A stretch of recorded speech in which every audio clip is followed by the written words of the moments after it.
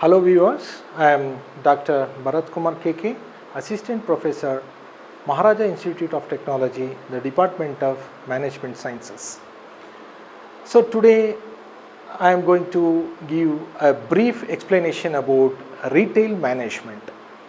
So retail sector is one of the biggest sector in this world. We will find more number of employment is going to be generated from retailing. Retailing is, you can see, in organized sector and unorganized sector also. So retail management having the code 18 MBA MM302, and it comprises majorly 6 important modules. So before going through the syllabus of retail management, let us give an idea about course objectives. It is to develop an understanding of the contemporary retail management issues, strategies and trends. To highlight the importance of retailing and its role in the success of modern business. It is to familiarize with the insights of retailing, key activities and relationship. Let us see what actual concept, important concepts that is coming in the module number 1. It is introduction to retailing. In this particular unit or the module, we study about the introduction of retailing, retail management, meaning, characteristics, emergence of organizations of retailing, types of retailers, multi-channel retailing, customer buying behavior, historical perspective of retail, role of retailing, trends in retailing, FDI in retailing, certain problems the Indian retailing are facing we see, and current scenario of Indian retail market. Finally, we study about the history and current trends including Indian retail FDI policy. Let us see what actual concepts that are coming in the module number 2. In module number 2, we study only the theories of retailing. So, theories of retailing, there are 4 important theories we study in module number 2. The first one is wheel of retailing, the retail accordion, the third one melting pot theory, the fourth one polarization theory. So let us see what actually comes in module number 3. Module number 3, retailing strategy for setting up retail organization. So in this particular module, we study about the retail market strategy, the financial strategy of the retail sector, the site and locations, the size and space location, location strategy, factors affecting the location of retail, retail location research and techniques we study, and objectives of good store design, and human resource management, how to make HRM possible, and information system, the importance of information systems in the retail sector, supply chain management and logistics, retail pricing and promotion, factors influencing retail pricing strategies and retail promotion strategies in module number 3. So let us see what actually comes in module number 4, which is store management and visual merchandising. So in this particular module, we study about the store management. What are the roles and responsibilities of a store manager, store security, parking space problem at a retail center, store record and accounting system, coding system, material handling in the store, management of modern retails, and store layout designs and types of layouts we see, a role of visual merchandising techniques, controlling costs and reducing inventory loss, exterior look of a retail area and interiors of retail area, customer service we study, planning merchandise assortments buying system, buying merchandise and retail communication mix, merchandise planning and category management. Lastly, we study the mall management key aspects. So let us see what actually we are going to study in module number 5. So module number 5 explains us about relationship marketing and international retailing. In this particular module, we focus more on how relationship works in a retail sector. What are the retail research in retailing? The importance of research in retailing we study, trends in retail research, areas of retail research, customer audits, brand management in retailing, internationalization of retailing, evolution of international retailing, motives of international retailing. In international retail, how the environment is, socio-cultural environment we study, economic environment we study, political environment, legal environment, technological environment, and finally we study certain issues in international retailing. So finally, in module number 6, what do we study? The retail audit and ethics. The retail audits and ethics are very, very essential. Responding to a retail audit, problems in conducting a retail audit we study, social responsibilities and consumerism, and retail analytics we study. Finally, in the module number 6, we focus on one particular case study, the customer analytics at Big Basket. Okay, so what are the course outcomes while studying this particular unit? All the retail management, if we study the retail management, what are the course outcomes? Let us see. See, the course, at the end of the course, anybody can comprehend and correlate all management functions which are happening around with fundamental concepts and principles of management. So by studying retail management, to understand the overview of management of retailing, theory of management and practical applications of the same. So it is going to give effective use of their skills for self-grooming, working in groups and to achieve organizational goals. Demonstrate their acumen in applying managerial and behavioral concepts in real world or situation. Finally, if we study the retail management, we can understand and demonstrate their exposure on recent trends in retail management.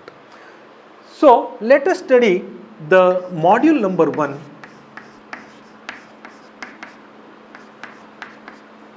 The introduction of retailing.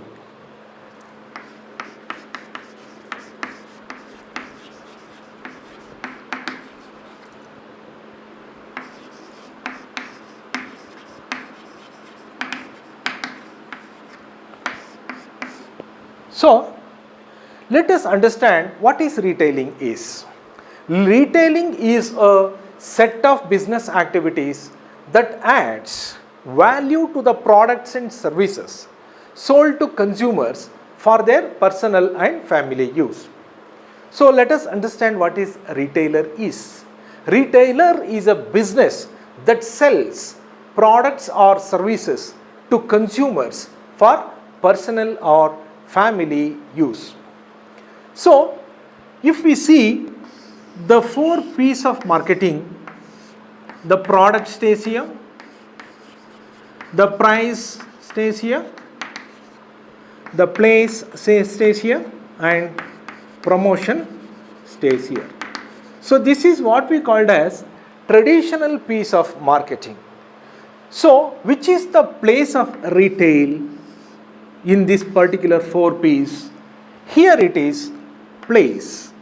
Place is nothing but where the manufacturing happens, the production happens, and it is the relationship between the market. So in between the production to the market, there are various intermediators comes. intermediaries comes. So these intermediators, you have to carry the produced product to the marketplace. So there are more number of mediator comes here.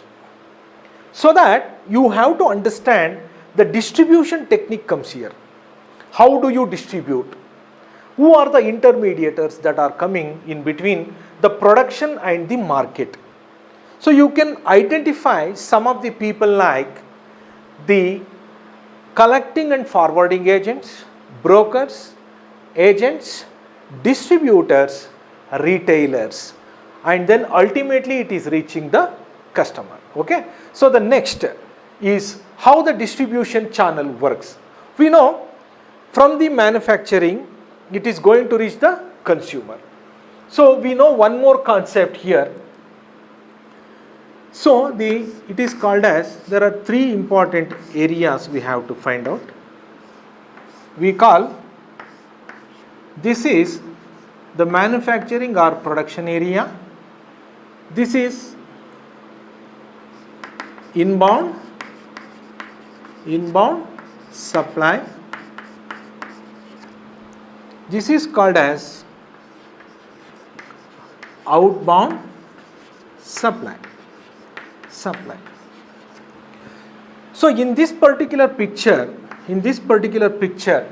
we can find out the retailers are coming in the outbound supply. So before producing any kind of products, we need the support, we need lot of resources like raw materials, technologies, human resources, the other types of essential resources for the production. After producing the product, definitely it is going to reach the market. You need some more people who are very much connected to the manufacturing area. So that is what we called as, in the outbound supply, we find a retailer. So retailer is ultimately connected to the consumer. Okay. So the next is what is the important role of retailing in India? So later on we will go through some of the major internal concepts of retailing. It is one of the largest industries in India. It is one of the biggest source of employment. Presently the value of retail market is about $280 million. In this Indian market, we find only the 4% of the organized sector. The remaining are unorganized sector. So should employ 2 to 2.5 lakhs people directly and 2.5 million people indirectly. Okay. So let us see what is retailing is. Retailing is derived from French word retailer, which means to cut a piece off. It is, as I told you, it is a set of activities. It is a set of business activities that adds value to the product and services sold to the final consumers for their personal, family and household use. So from the marketer point of view, we say the retailing can be defined as a set of marketing activities designed to provide satisfaction to the end user and profitably maintain the customer base by continuously quality improvements across all areas concerned with selling goods and services. A retailer is any establishment that directs its marketing efforts towards the end users for the purpose of selling goods and services. Retailers comprise street vendors, kirana stores, supermarkets, food joints, saloons, airlines, automobile showrooms, video kiosks, direct marketers, vending machine operators, etc. See, let us study about what are the characteristics of retailing.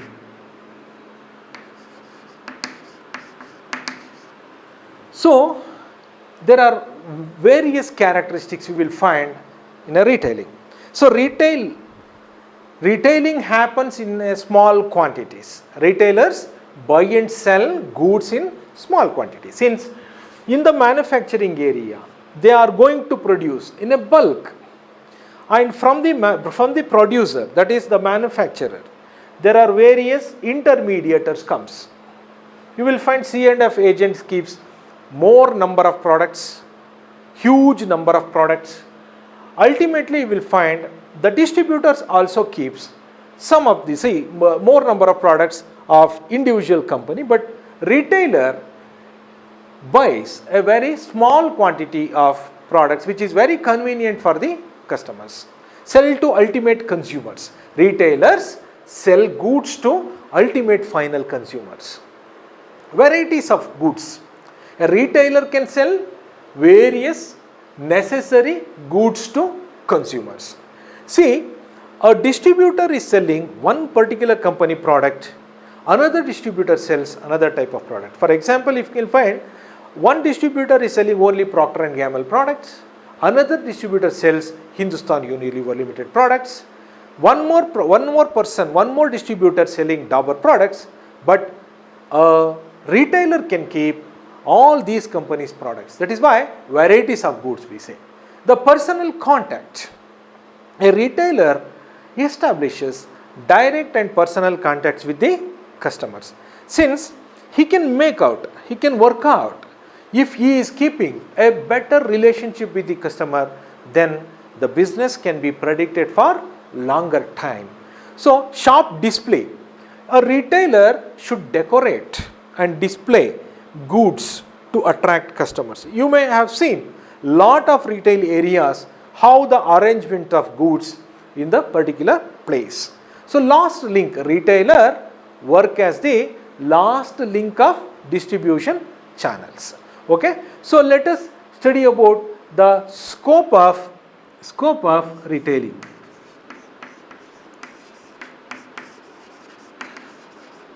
Retailing, you will find retailing in many number of places. Merchandising and buying is the key function of any retailer, as this department is responsible for the procurement of merchandise to be sold in the stores by sourcing it from vendors and manufacturers. Since, see, I told you, from the manufacturer or the producer, a retailer should purchase. That is why what to purchase, when to purchase, how much to purchase, a retailer should decide. Okay, so marketing is another area which is very much connected to the retailer. Since how marketing is very much connected to retail. So retail, since you can work out. So whenever a producer is supporting the retailer for selling the goods and products of his company by making out advertising, sales promotion, public relation and other type of promotional techniques. So you will find store operation is connected to retailing. Here retail professionals in the store operation area have to monitor the overall store operations and profits. They may occupy positions including head of store operations, regional manager and district manager. Sales is very much connected here. Areas in sales includes responsibilities of a sales associate, cashier, store stock associate and stock receiver. The human resource management is very much connected, since you need in a retail area, so you can expect, imagine there is a very big mall, there is a big store, it needs more number of people for the working. So human resource in retail may range from the recruiting and hiring employees to broader areas like training and motivating employees also. Accounting and finance is also connected here. This includes accounting for income, paying expenses, compiling and maintaining financial records, money management and cash flow control, banking, credit policies, etc. Technology and e-commerce is very much connected here. Retail business incorporate the major utilization of information technology, supply of information, because more number of information that is very essential for creating lot of important strategies for a company that comes through a retailer. So then visual merchandising. See how is your retail area is, how is your internal look is, how is your external look of your retail area is. So that is what we called as visual merchandising. Supply chain management and logistics also connected to retailing here, since you need the connectivity. Like, see, a manufacturer, from the manufacturer to the market, that is the retailer, you need a proper transportation system. You are working out the strategy how it is reaching on time to the particular market or the area. Okay, let us see what are the economic and social significance of retailing. See,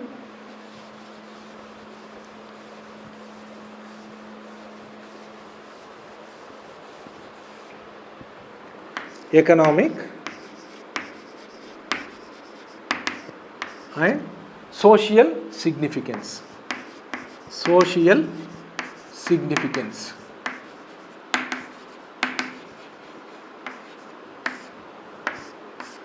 So whenever we are going to see how socially a retailing or retailer is responsible, social responsibility, he is going to make use of how to save the energy and how he is going to use the, so you should have an environmental consciousness, you should protect the environment. Retail sales is another important area, since at the final, so he is the mediator, the retailer is very much connected to the end user here. Okay, so there is various employment is generated through retail management. Supply of information, as I told you earlier, more number of informations are generated, so those informations are very essential for designing different strategies. Economic development, since we know very well, at the retail area you will find a very small quantities of the product which is essentially tangible in nature. So these products are going to be purchased by from a small group to medium group, that means in terms of social classes. It is depending upon the capability of the purchaser. So creation of utilities, forum utility, time utility, place utility, ownership or position utility, which is going to create the value, which provides an assortment of products and services. It is breaking the bulk, holding inventories, and which provides services. So let us see the global retailers.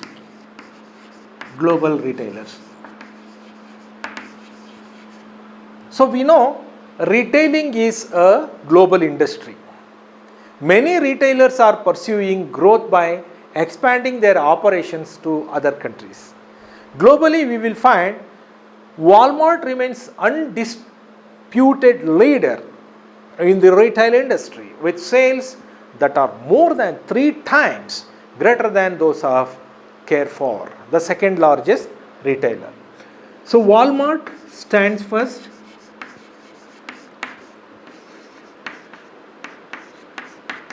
Carrefour stands second in the world in retailing especially. Walmart, if you see, out of Fortune 500 countries, Fortune 500 companies, Walmart stands first. If you compare with any other types of companies like pharmaceuticals, oil and natural gas, if you talk about any software companies you take, any hardware market, any types of machinery you take, automobile market you take, but Walmart stands first out of any other companies. Okay, so in the global scenario, it is seen that retailers that focus on hard lines such as consumer electronics, appliances, furniture experience better financial performance than FMCG and apparel retailers.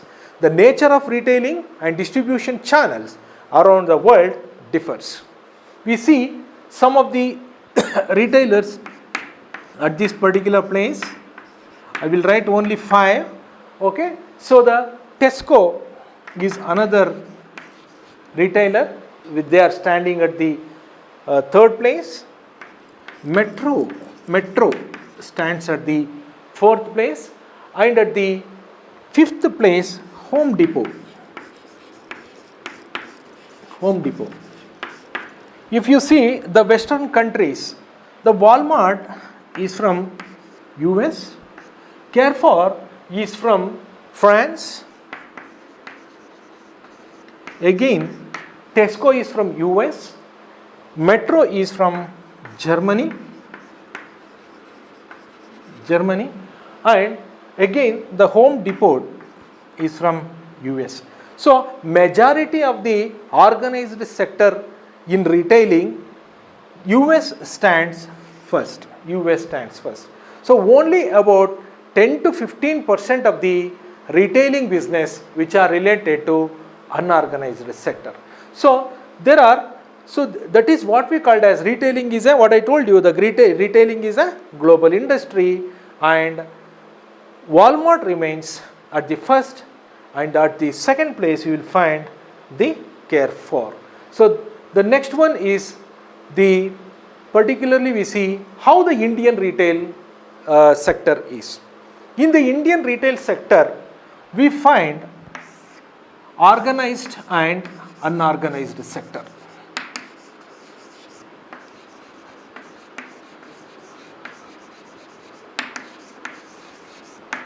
So organized sector is about 4%.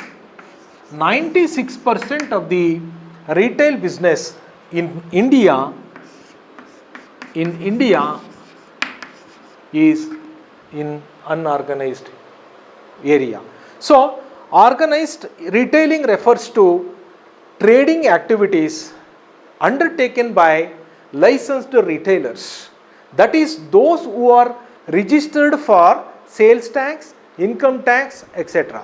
These includes the corporate backed hypermarkets, retail chains, and also the privately owned large retail businesses. So modern trade can be defined as any organized form of retail or wholesale activity, both food and non-food, under multiple formats, which is typically a multi-outlet chain of stores and distribution centers run by professional management. So when we see the unorganized retailing, on the other hand, refers to the traditional formats of low-cost retailing, owner-manned general stores, example the local kirana stores, pawn and beedi shops, convenience stores, hand cart and pavement vendors. According to National Account Statistics of India, unorganized sector includes units whose activity is not regulated by any statute or legal provision, or those which do not maintain regular accounts.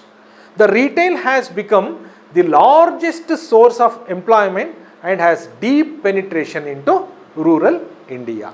So the next is the classification of retailers. In classification of retailers, we find the type of merchandise, service sold, variety of assortment and merchandise sold. So variety, assortment and stock keeping units.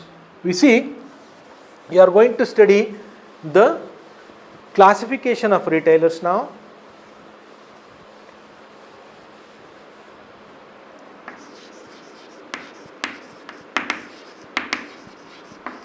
Classification of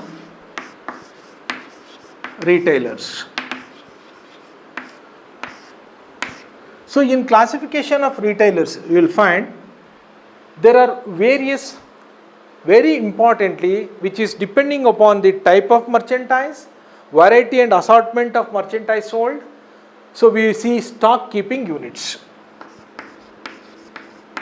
Stock keeping units, also called as SKU. Okay. So what are the service offered and the price of merchandise. Okay. So let us see, there are certain classifications here. Food retailers, we say food retailers. Under food retailers, we find there are various types: supermarkets, super centers, supermarkets, super centers. We find hypermarkets, warehouse clubs, hypermarkets,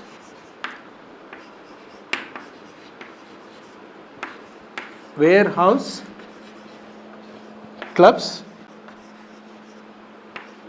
cash and carry. Finally, convenience stores. Convenience stores. Under general merchandise retailers, under general merchandise, we see departmental stores, full line discount stores,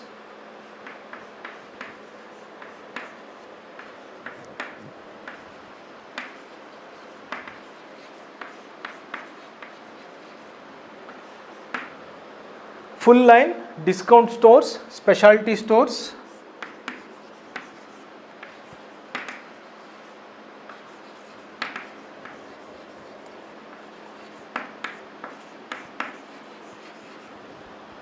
specialty stores, drug stores,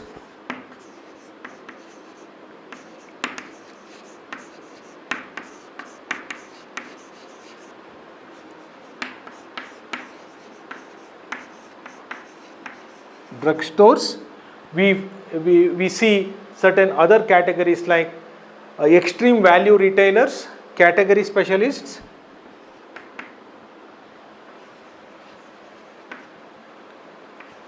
category specialists, extreme value retailers, off-price retailers,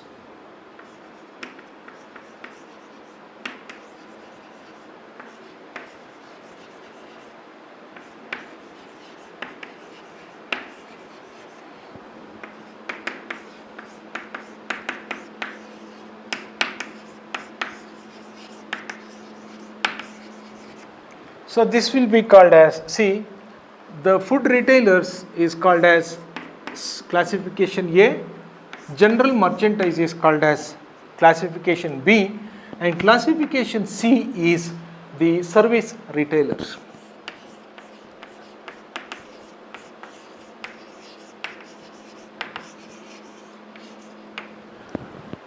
So let us study from food retailers now. The first one is supermarkets. Supermarkets are self-service food store offering groceries, meat products, non-food items such as health and beauty aids and general merchandise. Perishable includes meat, baked goods and dairy products account for 44% of supermarket sales. Conventional supermarkets carry about 30,000 stock keeping units. Limited assortment supermarkets are extreme value food retailers. Only stock about 2,000 stock keeping units. Limited assortment supermarkets offer one or two brands and sizes, one of which is usually a store brand. Supermarket has a selling area about 400 square meters to 2500 square meters, selling at least 70% of its merchandise comprising of foodstuffs and everyday commodities. So let us see what actually the significance of super centers. Super centers are large stores about 1,85,000 square feet that combine a supermarket with a full line discount stores by offering broad assortments of grocery and general merchandise products under one roof. Super Center provides a one-stop shopping experience. General merchandise items are often purchased on impulse when customers' primary reasons for coming to the super center is to buy grocery.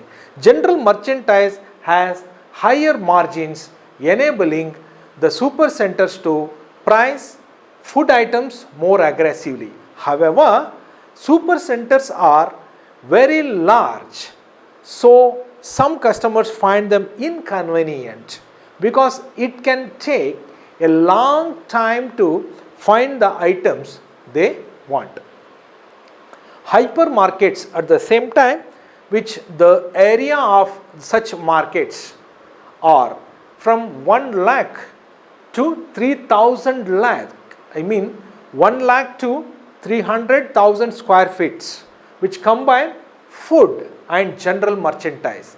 Food may be about 60 to 70% and other general merchandises like 30 to 40%, which is the second largest retailer. Carrefour operates hypermarkets. Hypermarket stock fewer stock keeping units than super centers, between 40,000 to 60,000 items, ranging from groceries, hardwares, sports equipments to furniture and appliances to computers and electronics. Hypermarkets and super centers are very much similar. They are both large, carry groceries and general merchandise categories, offer self-service and are located in warehouse type structures with large parking facilities.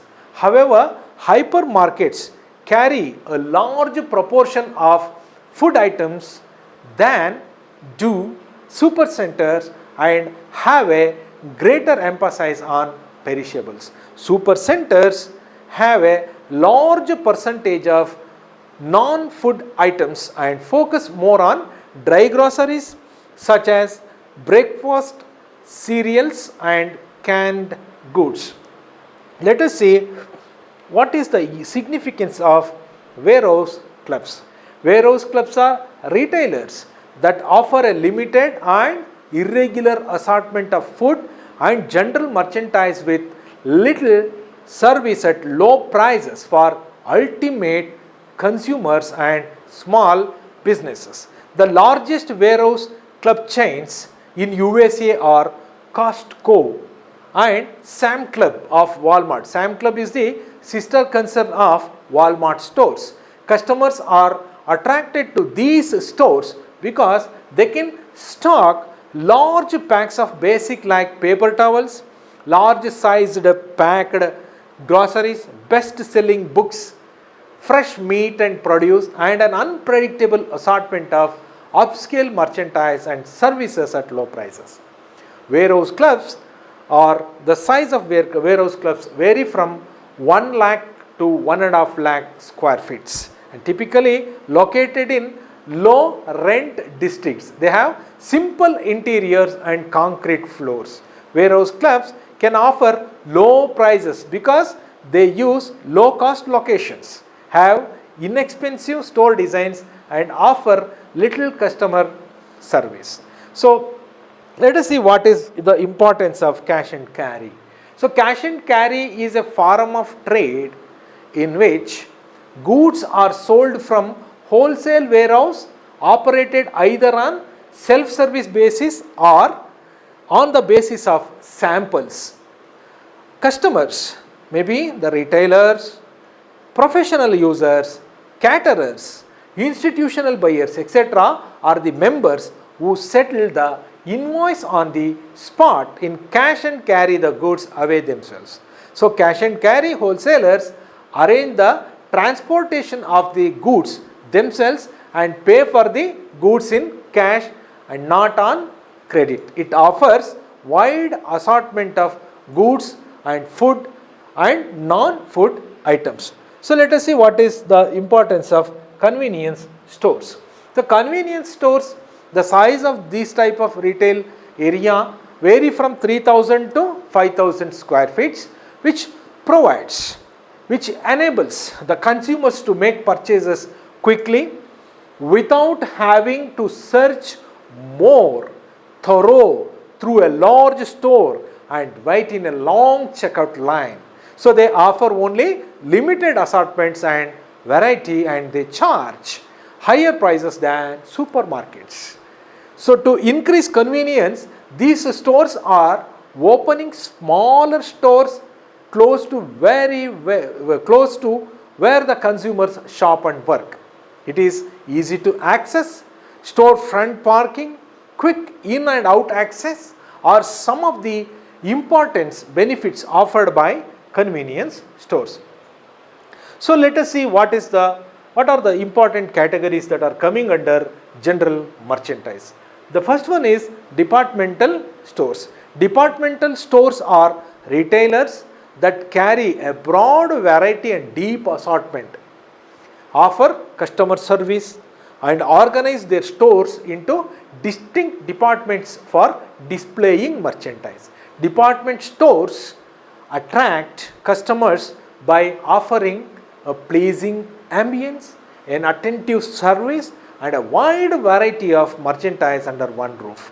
They sell both soft goods and hard goods, like soft goods like apparels and bedding, hard goods like appliances, furnitures, consumer electronics. The major department are women, men, children apparel, home furnishings, cosmetics, kitchenware and small appliances. Each department within the store has a specific selling space allocated to them, as well as sales people to assist customers.